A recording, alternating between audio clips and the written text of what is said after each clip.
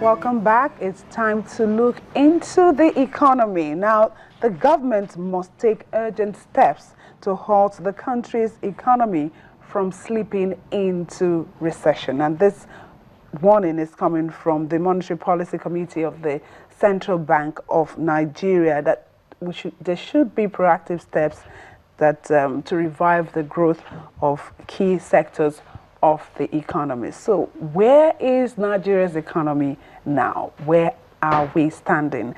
Well, to give us this answer and more, we have in the house the President of Bank Customers Association, Dr. Uju Ogugbunka. Did I get that? You did. Thank you for joining us this morning. Thank you very much. Also, we have Mr. Ayodeji Onigbogi, is a development expert. Thank you for being here. It's a pleasure. So let me start with you. Where is our economy? Where are we standing?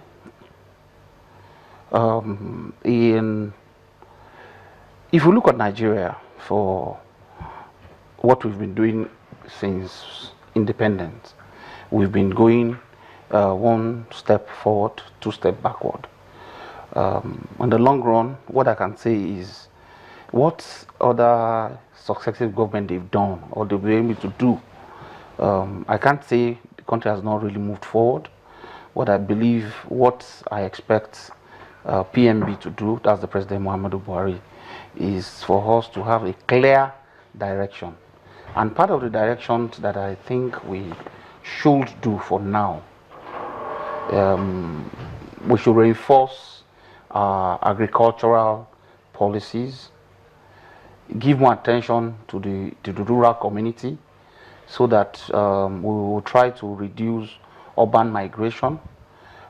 We give more credence to people that live in the hinterland so that they don't come to the urban areas, the Lagos, the Enugus, the Kanus, to really congest those areas. In advanced countries, I don't need to go to America, let's say in South Africa. In South Africa specifically, if you go to a state like a city like Cape Town, Cape Town has suburbs, and it is those suburbs that you have the winery.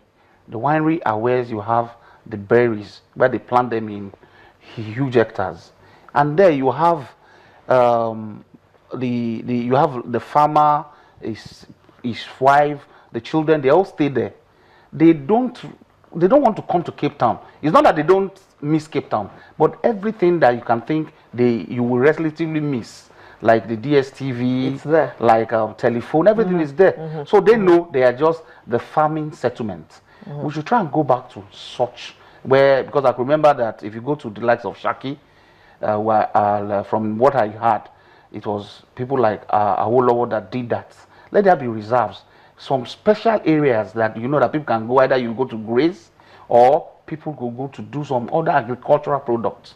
The government should go back to that. Okay.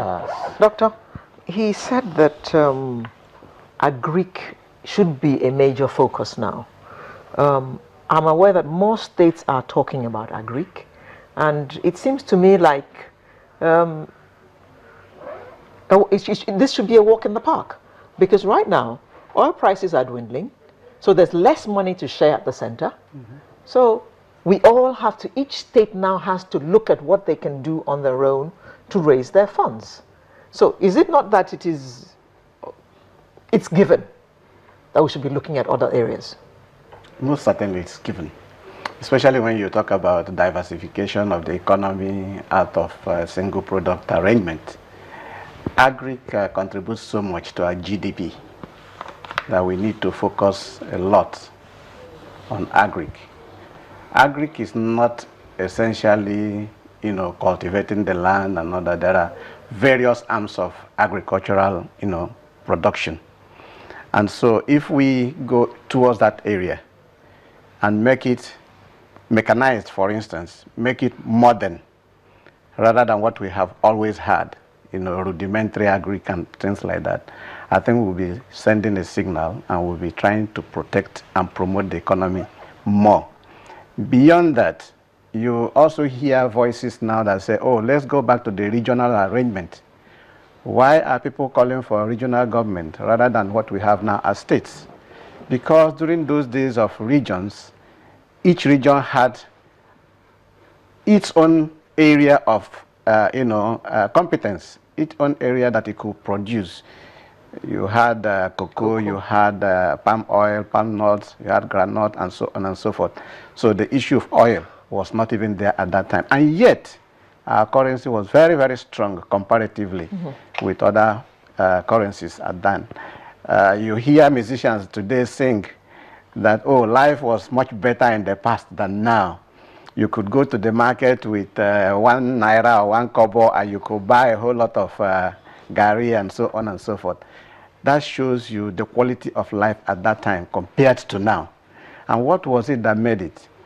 We had a lot of agric, production going on, sustaining the economy. We had each state, each government at the various regions making contributions. And so there was empowerment for us to move on. So looking at it globally, that's what I mean by globally now, is within the context of our nation. We need to ask ourselves vital questions.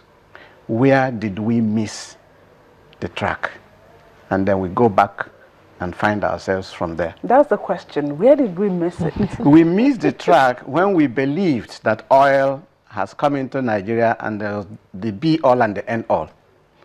Today, we now realize the truth that oil is not the be-all and the end-all. Now, the question for us now moving forward is what can we do? And that's why we're talking about diversifying the economy, going back to our roots. And in going back to our roots now, we have to not just depend on what we were doing then, but we have to innovate those things we were doing that time to become contemporary, to become acceptable also in the international market, to compete effectively in the international market. So if we do all that, we'll be able to get back to where we were. And then from there, we can spring to a new level. Okay, some people will say, before we talk about diversification, there has to be that enabling environment. You want to start up something, locally, you want to be, to produce a product, you need funds. The banks, they will tell you, oh, you have to bring your grandmother's uncle, and before you can get a certain amount of money. Would you say the environment is good enough for people to be able to think wild and want to come and do things locally? The Nigerian economy or the environment, I can't say it's not good enough, but there's something they call credit rating in other places. And when I say credit rating, means in the last few years, my history, if I have been given 1,000 naira by a friend, do I repay? If I've been given this to hold for someone, when it is time for me to give it back, do I give it back? All these things is what will aggregate to the credit rating. And in the last few years, there are some companies that came up in Nigeria. They were credit bureau for people to assess, to know how credible yourself, anybody could be before you assess credit facility.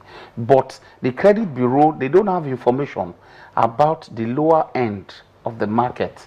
When I say the lower end, I mean people that are in the less than a million naira bracket, because the information that banks do pass across to the credit bureau companies are people that are owing 10, 20 millions. It is when we change our culture individually, when we know that anything you are doing today is going to count for tomorrow. If while you're in secondary school, people know you to default. When I say you default means even if you say, oh, can I have 15 naira till tomorrow, you don't pay back. Can I borrow your pencil? Can I borrow your pencil? You don't give back. But that is for those who have had the opportunity of even getting ones. Yeah, we're going to start from somewhere.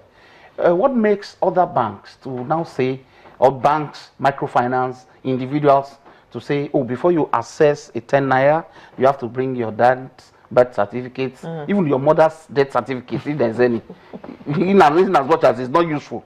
But they ask for all these things so that they can secure it. And it's not their fault. It's a CBN regulation that any funds that is going to be given must be secured.